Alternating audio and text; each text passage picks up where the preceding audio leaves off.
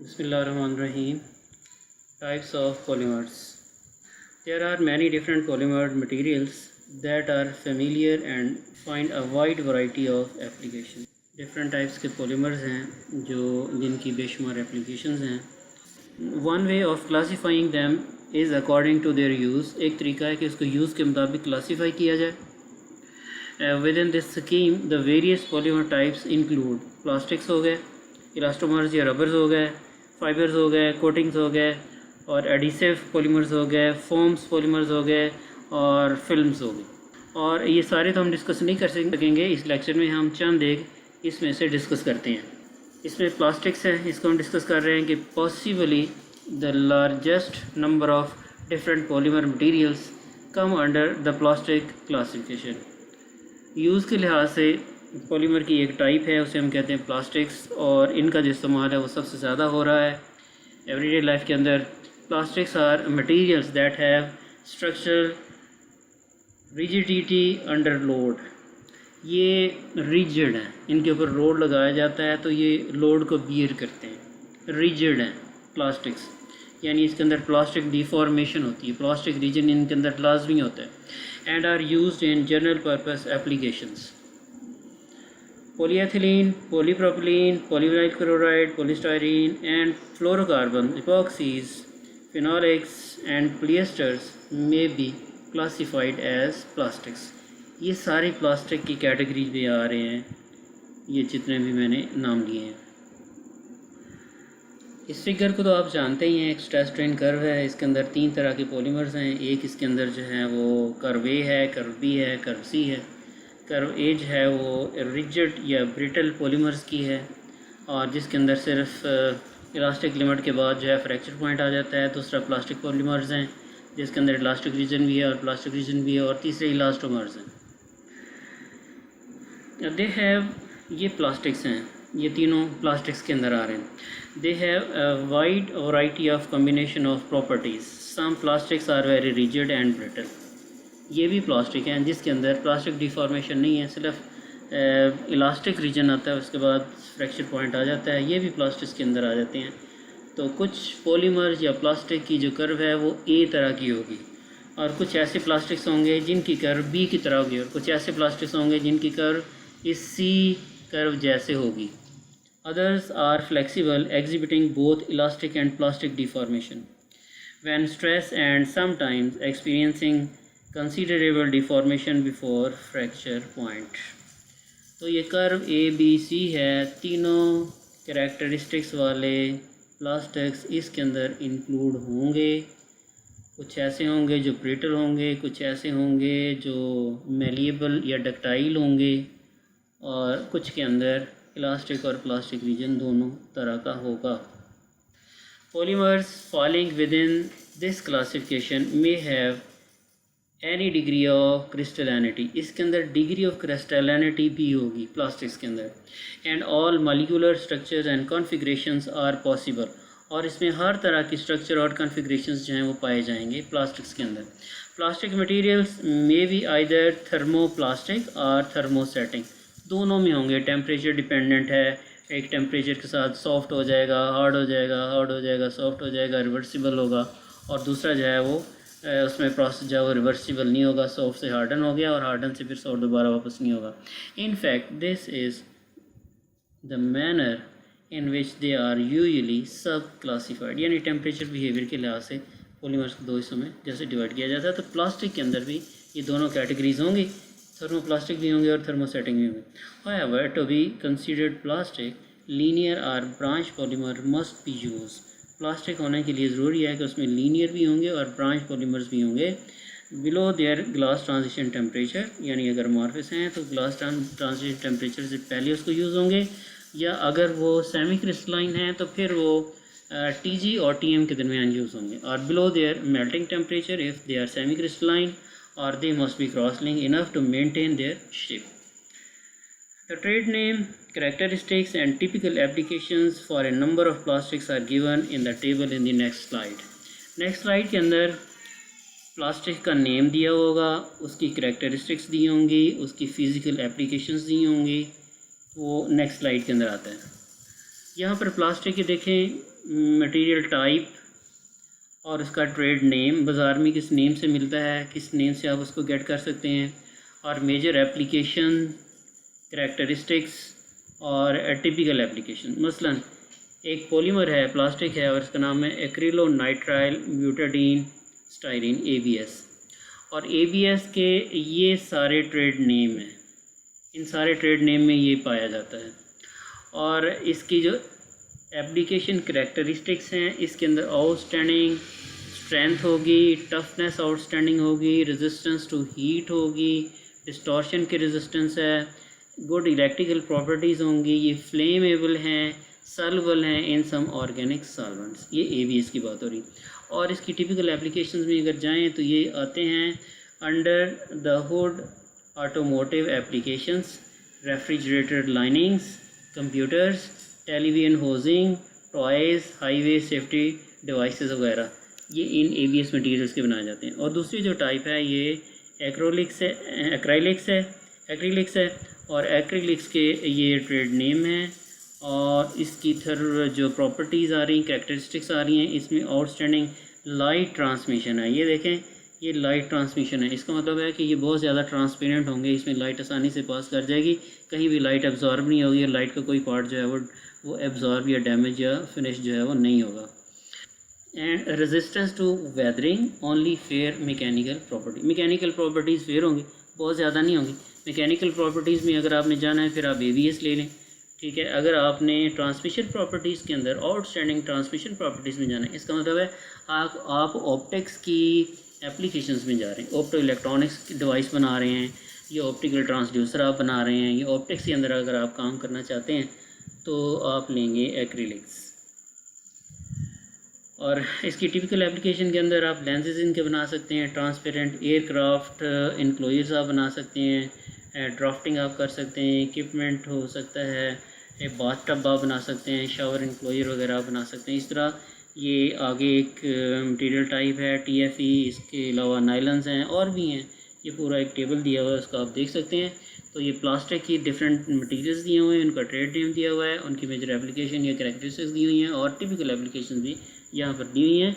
तो इस टेबल से आप हेल्प ले सकते हैं कि आप क्या काम करना चाहते हैं और आप कौन सा पॉलीमर लेंगे। डेफिनेटली हम लिटरेचर रिव्यू से ही अपनी जो रिसर्च है उसको लेके चलते हैं कि हमें मैकेनिकल प्रॉपर्टीज़ चाहिए, हमने ऑप्टिकल प्रॉपर्टीज़ करनी है, हमने इलेक्ट्रिकल प्रॉपर्टीज़ करनी है, तो लिटरेचर की हेल्प लेते हैं और उसमें हम देखते हैं कि कौन प्लास्टिक सामने लेना है, कौन सा हमने प्लास्टिक लेना है, और कौन सी करैक्टरिस्टिक्स के ऊपर को हम इन्हांस करके उसे किसी एप्लीकेशन में लेके जाना चाह रहे हैं। Several plastic exhibit specially outstanding properties, ये उसने बताई हुई हैं टेबल के अंदर। ये इसी टेबल को ही डिस्क्राइब कर रहा है, ये टेबल मैंने दिखाया है। ये आगे और भी इसके अंदर काफ़ी ज़्यादा प्लास्टिक्स की एग्जांपल्स दी हुई हैं। तो ये कहता है कि उसकी आउटस्टैंडिंग प्रॉपर्टीज़ हैं, बहुत सारी प्लास्टिक्स की उसने बता दी हैं। For applications in which optical transparency is critical, यानी अगर आपने लेंसेज बनाने हैं तो या आपने कोई कोटिंग बनानी है, लेंस की कोटिंग आपने बनानी है, तो उसके लिए ऑप्टिकल ट्रांसपेरेंसी आपको चाहिए। अगर आपको ऑप्टिकल ट्रांसपेरेंसी चाहिए तो आपको उस तरह का प्लास्टिक लेना होगा। और उसकी एग्जांपल्स ने दी है पॉलीस्टाइरीन एंड PMMA। तो PMMA को भी आप यूज़ कर सकते हैं और पॉलीस्टाइरीन को भी आप यूज़ करते हैं। These are well suited. वैसे तो PVA भी है, वो भी अच्छा है, ट्रांसपेरेंट है, वेल सूटेड है ऑप्टिकल ट्रांसपेरेंसी के लिहाज से। The fluorocarbons have a low coefficient of friction, इनका कोफिशिएंट ऑफ फ्रिक्शन लो है, and are extremely resistance to attack by a host of chemicals, तो ये केमिकल रेजिस्टेंट भी हैं। कोफिशिएंट ऑफ फ्रिक्शन भी इनका लो है, इसका मतलब है इसको ऐसी चीज़ों को स्लाइड भी करवाया जा सकता है, स्लाइडिंग पार्ट के तौर पे भी फ्लोरोकार्बन को यूज़ कर सकते हैं। Even at relatively high temperature, तो टेम्परेचर रेजिस्टेंस भी हैं, ठीक है। They are used as coating on non stick cookwares के ऊपर भी आप इसकी कोटिंग कर सकते हैं, जैसे नॉन स्टिक कुकिंग यूटेंसिल्स आ सकते हैं, तो आप फ्लोरोकार्बन्स की जो है वो कोटिंग कर सकते हैं। इन बैरिंग एंड ब्रशेस, बैरिंग और ब्रशेस भी हम इसके बना सकते हैं क्योंकि इनका कोफिशिएंट ऑफ फ्रिक्शन लो है, यानी ये घिसते नहीं हैं। And for high temperature electronic components, और वो कंपोनेंट जो हाई टेम्परेचर के ऊपर वर्क कर रहे होते हैं जिसमें मशीन का टेम्परेचर काफ़ी ज़्यादा होता है, तो उसके लिए भी आप फ्लोरोकार्बन्स को यूज़ कर सकते हैं। उसके बाद हैं जी इलास्टोमर्स। एक प्लास्टिक्स हैं, एक टाइप है, दूसरी जो टाइप है वो इलास्टोमर्स हैं। और इलास्टोमर का पहले मैंने आपको टेबल दिखा देना है और उसके बाद फिर इसी को एक्सप्लेन आगे किया हुआ है। और इसके अंदर भी ये केमिकल टाइप है और फिर ये ट्रेड नेम है इसका, इलोंगेशन क्या होगी, यूज़फुल टेम्परेचर रेंज क्या है, मेजर एप्लीकेशन करैक्टरिस्टिक्स क्या हैं, टिपिकल एप्लीकेशंस क्या हैं। मसलन अगर नेचुरल पॉली आइसोप्रीपीन आप ले लें, नेचुरल रबर ले लें, इनको हम नेचुरल रबर कहते हैं, NR नेचुरल रबर से ये पाई जाती है, नेचुरल पॉली आइसोप्रीन। और इसकी लॉन्गेशन 500 to 760 टाइम्स है, बहुत ज़्यादा है। इसका मतलब है कि इसकी जो लेंथ है वो 5 गुना बड़ी हो जाती है, 5 गुना से लेके 500 टाइम्स हो जाती है, और 500 टाइम्स से लेके 760 टाइम्स तक इसकी इलोंगेशन हो जाती है। यानी ये इलास्टोमर्स हैं, इलास्टिक है, खींचे जाते हैं, खींचे जाएँ नो प्रॉब्लम। और टेम्परेचर रेंज इसकी जो है वो -60 से 120 डिग्री सेल्सियस तक आप इसके साथ काम कर सकते हैं।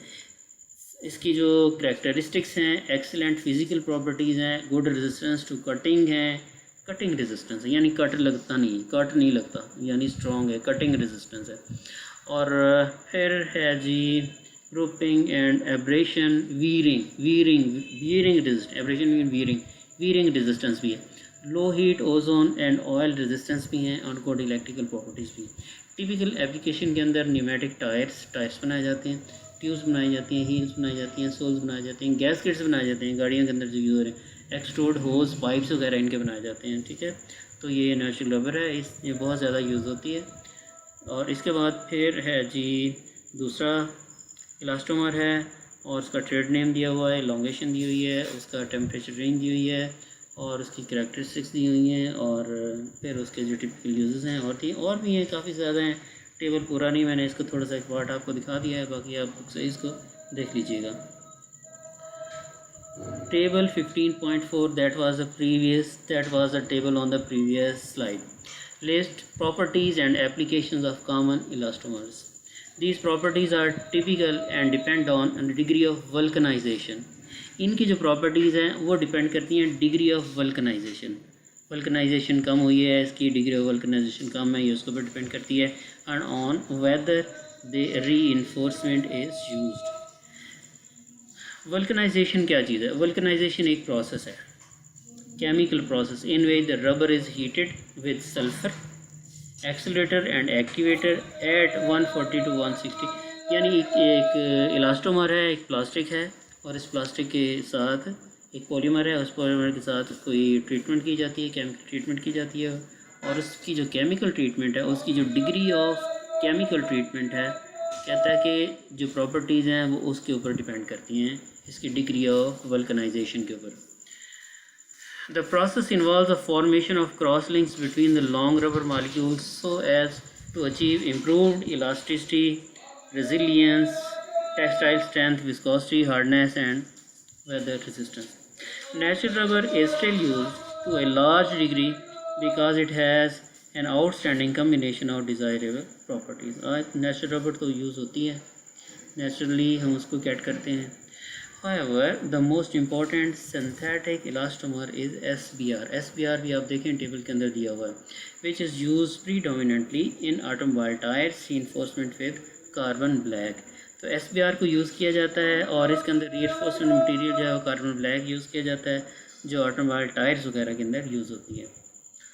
NBR which is highly resistant to degradation and swelling. Degrade नहीं होता, धूप में पड़ा रहे, आपको पता है डिग्रेडेशन जो है वो UV की वजह से होती है, धूप के अंदर जो अल्ट्रावायलेट रेज़ हैं ये चीज़ों को डिग्रेड कर देती हैं। ठीक है, तो ये UV रेजिस्टेंट है। NBR is highly UV resistant and swelling resistant is an other common synthetic elastomer. ये सिंथेटिक है, नेचुरल नहीं है, synthetic elastomer.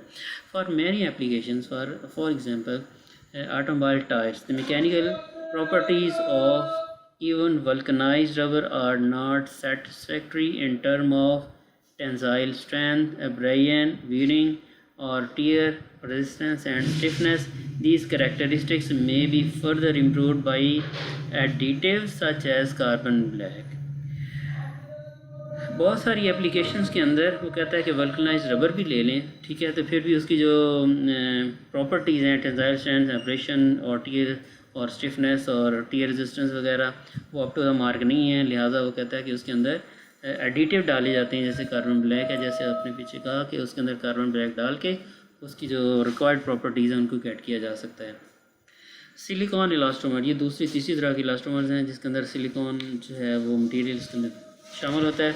Silicone elastomer possesses a high degree of flexibility at low temperature, इंतहाई flexible हैं low temperature के ऊपर 90 degree Celsius तक, and yet are stable to a temperature as high as 250 degree Celsius तक। तो जो सिलिकॉन इलास्टोमर्स हैं तो ये हाईली फ्लेक्सिबल हैं लो और हाई टेम्परेचर दोनों के ऊपर। इन एडिशन, ये उसी टेबल के अंदर इलास्टोमर्स दिए हुए हैं और उन इलास्टोमर्स को एक्सप्लेन कर रहे हैं। In addition they are resistant to weathering, verification effect, इसका मतलब है कि जो मॉइस्चर इफ़ेक्ट है उसकी बात हो रही है, मॉइस्चर इफ़ेक्ट का ये रेजिस्टेंट है। And lubricating oil, lubricating oil का, which make them particular desirable for the application automobile engine compartments, ठीक है, जो लुब्रिकेटिंग ऑयल से ख़राब नहीं होता, वेदर कंडीशन से ये ख़राब नहीं होता। ये जो सिलिकॉन इलास्टोमर है इसकी बात हो रही है। Biocompatibility is another of their assets, इसके अलावा सिलिकॉन इलास्टोमर बायोकम्पैटिबल भी हैं। बायोकम्पैटिबल का मतलब है कि लिविंग टिश्यू के साथ कंपैटिबल हो, लाइफ के साथ कंपैटिबल हो, and therefore they are often employed in medical applications such as blood tubing, ठीक है। तो मेडिकल एप्लीकेशन के अंदर जो प्लास्टिक्स वगैरह यूज़ हो रही हैं ये सिलिकॉन इलास्टोमर्स हैं। तो सिलिकॉन इलास्टोमर्स हैं, इंतहाई फ्लेक्सिबल हैं लो और हाई टेम्परेचर के ऊपर, और इसके अलावा वो बता रहा है कि ये लुब्रिकेटिंग ऑयल और वेदर के जो वेदर के लिए भी ये रेजिस्टेंट हैं, और इसके अलावा ये बायोकम्पैटिबल भी हैं। A further attractive characteristics is that some silicone rubbers vulcanize at room temperature, तो इसको रूम टेम्परेचर के ऊपर भी इसका प्रोसेस जो है वो किया जा सकता है। Fibre polymers are capable of being drawn into long filaments having at least 100:1 length to diameter ratio. एक दूसरे पॉलीमर जो हैं, अब इलास्टोमर ख़त्म हो गए, उसके बाद अब हैं जी फाइबर्स। ये फाइबर पॉलीमर्स हैं, फाइबर पॉलीमर्स की बात हो रही है। Fibre polymers are capable of being drawn into long filament, fibre polymers को आप लंबे लंबे फिलामेंट बना सकते हैं, having at least 100:1 length to diameter ratio. तो इसके लॉन्ग डायमीटर्स आप बना सकते हैं, और लेंथ टू डायमीटर रेशो भी उसने दे दी है। अगर लेंथ 100 सेंटीमीटर हो तो उसका जो डायमीटर है वो 1 सेंटीमीटर है, ये इसने दी हुई है। Most commercial fibre polymers are used in textile industry, fibre polymer textile industry के अंदर यूज़ होते हैं, बीइंग वोवन और नेट इनटू द क्लॉथ और फैब्रिक। टेक्सटाइल इंडस्ट्री के अंदर फाइबर पॉलीमर्स यूज़ हो रहे हैं। In addition the armament fibres are employed in composite materials, composite materials के अंदर वो यूज़ हो रहे हैं आर्मामेंट फाइबर्स हैं। Armament fibres have very high tenacity and high resistance to scratch in most chemicals and to high temperature for example. और ये fibre polymers हैं, इनके यहाँ पे नाम दिए हुए हैं स्पेशल फाइबर पॉलीमर। केवलार है, केवलार फाइबर्स आप इनको जानते होंगे, या नोमैक्स हैं, ठीक है। ये कट रेजिस्टेंस हैं, टेम्परेचर रेजिस्टेंस हैं, बहुत ही हाई हार्ड, बहुत हार्ड किस्म के हैं, इनकी मैकेनिकल स्ट्रेंथ बहुत ज़्यादा है, और ये कट रेजिस्टेंस भी, इनको काटा भी नहीं जा सकता, और बुलेट प्रूफ फैब्रिक आप इससे बना सकते हैं। ये जो फाइबर्स हैं इनसे, केवलार फाइबर, आप इससे बुलेट प्रूफ जैकेट या जो क्लॉथ वगैरह या कोई चीज़ आप बना सकते हैं। To be useful as a textile material a fibre polymer must have a host of rather restrictive physical and chemical properties. While in use, fibers may be subjected to a variety of mechanical deformation. Mechanical deformation इसमें stretching, twisting, shearing और abrasion यानी wearing के अंदर होनी। Consequently, they must have a high tensile strength, कि tensile strength high है। ये जो टेक्सटाइल फाइबर्स हैं इनकी बात हो रही है, over a relatively wide temperature range and a high modulus of elasticity as well as abrasion resistance हैं. These properties are governed by chemistry of the polymer chains and also by the fiber drying process. ये जो process हैं इसमें polymer की जो structure है उसके अंदर चेंजेस जो हैं पॉलीमर स्ट्रक्चर को चेंज किया जाता है और उसके साथ एक जो प्रोसेस है ड्राइंग का जो प्रोसेस है वो किया जाता है. ड्राइंग का प्रोसेस आपको मैंने बता दिया है. इसमें पॉलीमर फाइबर्स को या पॉलीमर्स को शीट्स को फिल्म्स को खींचा जाता है और खींच के उसके अंदर जो पॉलीमर चेन्स हैं उनको टेंसाइल एक्सिस के साथ अलाइन किया जाता है. तो प्रॉपर्टीज़ जो हैं वो उसकी स्ट्रक्चर को चेंज करके और ड्राइंग प्रोसेस के साथ प्रॉपर्टीज़ को मॉडिफाई किया जाता है. Molecular weight of the fiber materials should be relatively high or a molten material will be too weak and will break during drying process. Molecular weight जो है should be high होना चाहिए या the molten material will be too weak break during the drying process. तो drying process में वो break हो जाएगा अगर उसका molten material जो है वो weak है. तो जब आप ड्राइंग करेंगे उसको खींचेंगे फोर्स लगाएंगे स्टैंडर्ड फोर्स लगाएंगे तो वो ब्रेक हो जाएगा. Also because the tensile strength increases with degree of crystallinity. ये हम पढ़ चुके हैं कि टेंसाइल स्ट्रेंथ है क्रिस्टलिनिटी के साथ बढ़ती है क्योंकि इसकी जो बॉन्डिंग है वो बढ़ जाती है. The structure and configurations of the chain should allow the production of highly crystalline polymers that translates into the requirement for the linear and unbranched chains that are symmetrical and have regular repeat units. Polar groups in the polymer also improve the fiber forming properties by increasing both the crystallinity and intermolecular forces between the chains. Polar groups को आप attach कर सकते हैं. इस तरह आपके जो fibre हैं पॉलीमर फाइबर्स हैं उनकी आप क्रिस्टलिनिटी और उनकी जो मॉलिक्यूलर इंटरमॉलिक्यूलर फोर्सेस हैं वो इन्हांस कर सकते हैं.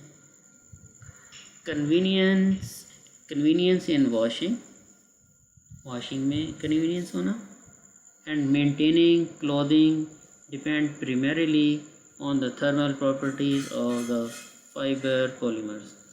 तो फाइबर पॉलीमर्स की थर्मल प्रॉपर्टीज़ के ऊपर ये डिपेंड करता है कि उसमें जो वॉशिंग है नंबर ऑफ़ वॉशिंग्स वो ज़्यादा होनी है कम होनी है. That is it's melting and glass transition temperature. यानी अगर आप थर्मल प्रॉपर्टीज़ की बात करेंगे तो उसके अंदर मेल्टिंग और ग्लास ट्रांजिशन टेम्परेचर ही आएगा. यानी थर्मल प्रॉपर्टीज़ को चेंज करके आप उसकी जो मैकेनिकल प्रॉपर्टीज़ हैं उनको आप चेंज कर सकते हैं. Furthermore fiber polymers must exhibit chemical stability to rather एक extensive variety of environment including acid base bleaches dry cleaning solvents and sunlight. ये पॉलीमर फाइबर्स की बात कर रहे हैं कि पॉलीमर फाइबर्स हैं वो उनको केमिकली स्टेबल होना चाहिए इन्वायरमेंटली स्टेबल होना चाहिए. Acid base bleaches dry solvents का सनलाइट का जो इफेक्ट है वो कम से कम होना चाहिए. In addition they must be relatively non flammable and amendable to drawing. Non flammable होना चाहिए. एंटी फ्लेमिंग करैक्टरिस्टिक्स भी होनी चाहिए.